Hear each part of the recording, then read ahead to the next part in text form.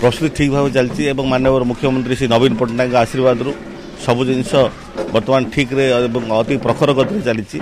जेहेतु माननीय मुख्यमंत्री ब्रह्मपुर दायित्व नहीं सारी दीर्घ 5 वर्ष है सी जो कार्यक्रम ए भितर कर प्रस्तुतिर किसी आवश्यकता नहीं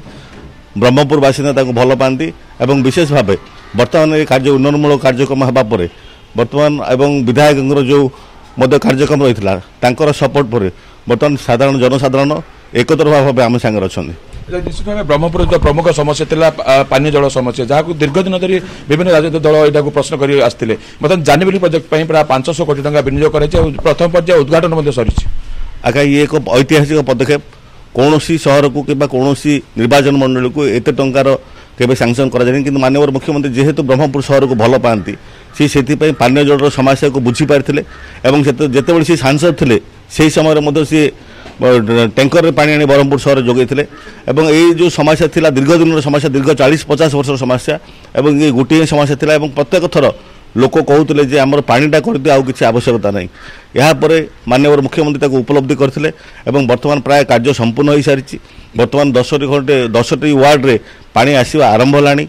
आगामी 2-3 मास भितर ब्रह्मपुरवासी आउरी आग 50-60 वर्ष पानी जल अभाव रही जेहेतु बर्तमान जो निर्वाचन होती महिला अग्राधिकार दी और युव नेतृत्व को अग्राधिकार देती बीजेडी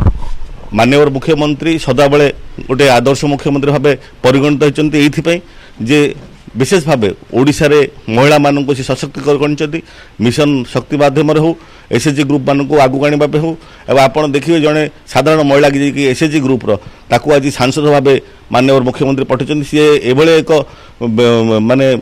एभली एक भूमिका ग्रहण कर सारा पृथ्वीवासी पसंद कर सी जेबेठार मुख्यमंत्री दायित्व रही महिला मान कथा चिंता करपणकर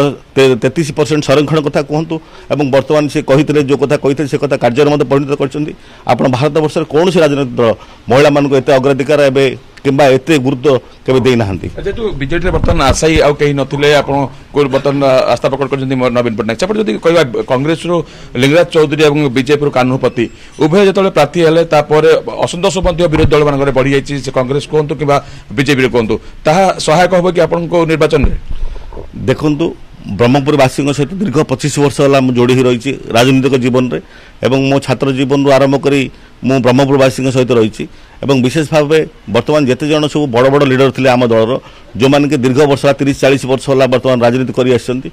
बर्तमान जो सांसद प्रार्थी कहतु चंद्रशेखर साहू कथा कहतु कि आम विशेष बैंक अलेख चौधरी कथा कहतु कि भगवान कथा कहतु कि बर्तमान आम माननीय विधायक जी 5 थर लोकप्रिय विधायक रमेश चंद्र चाऊ पट्टनायक कथा कहतु ये समस्त लोकप्रियता ब्रह्मपुर सहर रही है समस्ते आज बीजेडी सांगे कि नवीन पट्टनायक नेतृत्व में आज समस्ते कार्य कर तेणु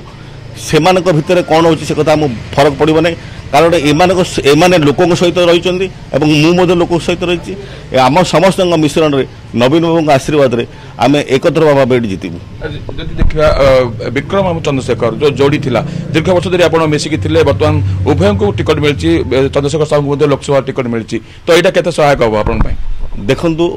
आम विगत दिन में अलग दल लड़ीलु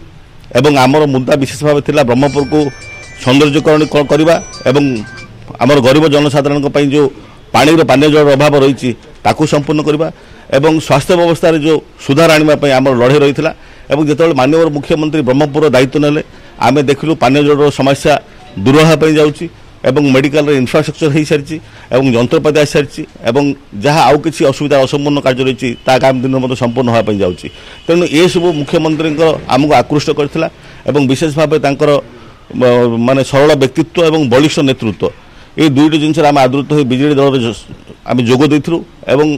प्रभु जगन्नाथ करुणा कृपारू ब्रह्मपुरवासी आशीर्वाद आज आम 2 जन जाक पुणी थे सांसद भाव और विधायक भाव टिकट मिली आमर जोड़ी आगु रही आसाला बर्तमान ये जोड़ी को लोक पसंद निश्चित भाव करेंगे जेहेतु कम दिन मात्र हाथ गणति किसी दिन रही निर्वाचन भोट ग्रहण हम एपाई आसंता काली जेहेतु आसंता 25 तारीख दिन शेष दिन में आप जाऊँगी नामांकन पत्र दाखल करने से प्रस्तुति कौन रही एत कम समय लोक पाखे पहुंचे आप देखो बर्तमान जो भाव निर्वाचन प्रक्रिया घोषणा करागला से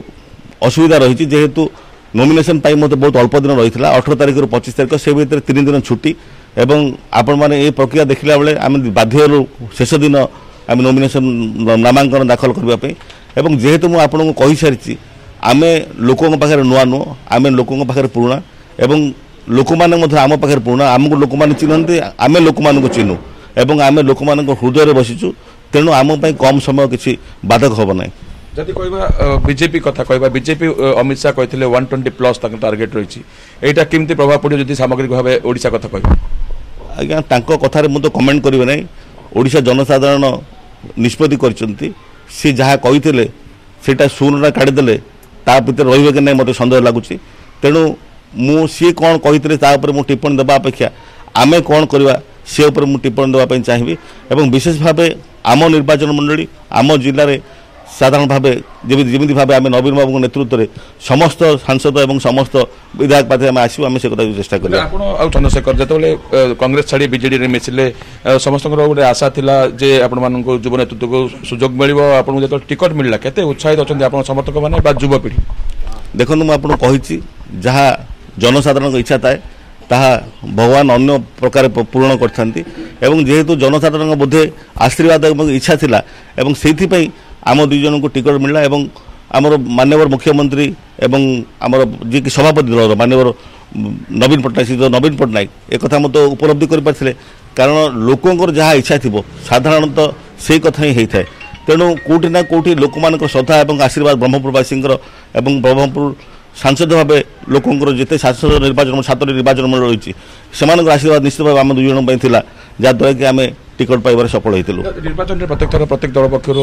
ଗୋଟେ ଇସ୍ତାହାର ପ୍ରକାଶ ପାଇଥାଏ। ଆମେ ବ୍ରହ୍ମପୁରର ସମସ୍ୟା ଯଦି ଦେଖିବା ଟ୍ରାଫିକ୍ ସମସ୍ୟା ଯେଉଁଠି ଗୋଟେ ରିଙ୍ଗ ରୋଡ୍ ନିହାତି ଆବଶ୍ୟକ ରହିଛି, ଆମେ କହିବା କି ସେଇଟା ଆପଣଙ୍କ ଇସ୍ତାହାରରେ ଆସିବ? ନିଶ୍ଚିତ ଭାବେ ଆପଣଙ୍କର ଏଇଟା ରିଙ୍ଗ ରୋଡ୍ ପାଇଁ ବୋଲି ଆପଣମାନେ ଏ କଥା ଭଲ କଥାଟି ଆପଣ କହିଲେ। ରିଙ୍ଗ ରୋଡ୍ ପାଇଁ ମଧ୍ୟ ଆମର ମାନ୍ୟବର ମୁଖ୍ୟମନ୍ତ୍ରୀ ମଧ୍ୟ ପଇସା ସାଂସନ୍ କରିସାରିଛନ୍ତି ଏବଂ ରିଙ୍ଗ ରୋଡ୍ ପାଇଁ ମଧ୍ୟ ଜାଗା ବର୍ତ୍ତମାନ ଲ୍ୟାଣ୍ଡ ଆକ୍ୱିଜିସନ୍ ହେବା ଆରମ୍ଭ ହୋଇସାରିଲାଣି ଏବଂ ଅଳ୍ପ ଦିନ ଭିତରେ ରିଙ୍ଗ ରୋଡ୍ ମଧ୍ୟ ହେବ ଏବଂ ଟ୍ରାଫିକ୍ ବ୍ୟବସ୍ଥା ଦୂରିବା ପାଇଁ ମଧ୍ୟ ଆହୁରି ସବ୍ ରିଙ୍ଗ ରୋଡ୍ ମଧ୍ୟ ହେବାର ସମ୍ଭାବନା ରହିଛି ଏବଂ ସେ କଥା ମଧ୍ୟ ମୁଖ୍ୟମନ୍ତ୍ରୀଙ୍କ ପାଖରେ ଉପସ୍ଥାପନ କରାଯାଇଛି। ନିର୍ବାଚନ ପରେ ଆପଣ ଦେଖିବେ ବ୍ରହ୍ମପୁର ସହର ଏକ ସୁନ୍ଦର ବ୍ରହ୍ମପୁର ସହର ଏବଂ ଗୋଟେ ଶ୍ରେଷ୍ଠ ବ୍ରହ୍ମପୁର ସହର ଭାବେ ଆମେ ଗଢ଼ି ତୋଳିବା ପାଇଁ ସମସ୍ତେ ଆମେ ଚେଷ୍ଟା କରିବୁ ଏବଂ ମାନ୍ୟବର ମୁଖ୍ୟମନ୍ତ୍ରୀ ଯେହେତୁ ବ୍ରହ୍ମପୁର ସହରକୁ ଏବଂ ବ୍ରହ୍ମପୁରବାସୀଙ୍କୁ ଭଲ ପାଆନ୍ତି ତେଣୁ ଏସବୁ କାର୍ଯ୍ୟକ୍ରମ ହେବାରେ କିଛି ଅସୁବିଧା ହେବ ନାହିଁ। ଆଚ୍ଛା 25 ତାରିଖ ଦିନ ଆପଣ ନାମାଙ୍କନ ପତ୍ର ଦାଖଲ କରିବା ପାଇଁ ବାହାରୁଛନ୍ତି, ତ କୋଉଠୁ ବାହାରିବେ, କେତେ ଲୋକଙ୍କ ସମାଗମ ହେବ, କେତେ ସମର୍ଥକ ଏକଜୁଟ କରୁଛନ୍ତି? ଦେଖନ୍ତୁ ବର୍ତ୍ତମାନ ଆମେ କହିପାରିବୁ ନାହିଁ କେତେ ଲୋକଙ୍କୁ ଧରିକି ଆସିବୁ। ଆମେ ଖାଲି ଏଇ କଥା କହିବୁ ଯେ ଆମେ 25 ତାରିଖ ଦିନ ସକାଳ 10ଟା ବେଳେ ବୁଢ଼ୀମା ଠାକୁରାଣୀଙ୍କ ଠାରୁ ବାହାରିବୁ ଏବଂ ଆମେ ସବ୍ କଲେକ୍ଟର ଅଫିସ୍ ଆସିବୁ। ଲୋକ ସିଏ ତାଙ୍କ ଶ୍ରଦ୍ଧା ଉପରେ ଲୋକ ଆସିବେ ଏବଂ ଲୋକ କେତେ ଆସିବେ ଯିଏ ଲୋକଙ୍କୁ ଆଣିଥାଏ ସିଏ ଚିନ୍ତା କରିଥାଏ। ଲୋକଙ୍କ ଶ୍ରଦ୍ଧା ଦେଇକି ଲୋକ ଆସିବେ ଏବଂ ବ୍ରହ୍ମପୁରବାସୀଙ୍କୁ ଖାଲି ଜଣାଇବାର ଆବଶ୍ୟକତା ଅଛି ଆମେ 25 ତାରିଖ ଦିନ ନୋମିନେସନ୍ ଫାଇଲ୍ କରୁଛୁ। ନିଶ୍ଚିତ ଭାବେ ସ୍ୱାତି ଇଏ ଥିଲେ ବିଜେଡିର ଯେ ବ୍ରହ୍ମପୁର ବିଧାନସଭା ଆସନ ପାଇଁ ପ୍ରାର୍ଥୀ ଅଛନ୍ତି ବିକ୍ରମ କୁମାର ପଣ୍ଡା, ଯାହାକୁ ଯୁବ ନେତୃତ୍ୱକୁ ବର୍ତ୍ତମାନ ନିଜେ ବିଜେଡି ସୁପ୍ରିମୋ ନବୀନ ପଟ୍ଟନାୟକ ସୁଯୋଗ ଦେଇଛନ୍ତି ଆଉ ଯାହାକୁ ନେଇ ବ୍ରହ୍ମପୁରରେ ଯୁବପିଢ଼ି ମାନେ ମଧ୍ୟ ବର୍ତ୍ତମାନ ଉତ୍ସାହ ସହିତ ଅପେକ୍ଷା କରିଛନ୍ତି। ଆଉ ଆସନ୍ତା ଯେମିତି ସେ ସୂଚନା ଦେଉଥିଲା ଆସନ୍ତା 25 ତାରିଖ ଦିନ ସେ ନିଜର ନାମାଙ୍କନ ପତ୍ର ଦାଖଲ କରିବେ ଆଉ ତାଙ୍କର ସହିତ ବହୁ ସମର୍ଥକ ମଧ୍ୟ ସାମିଲ ହେବେ।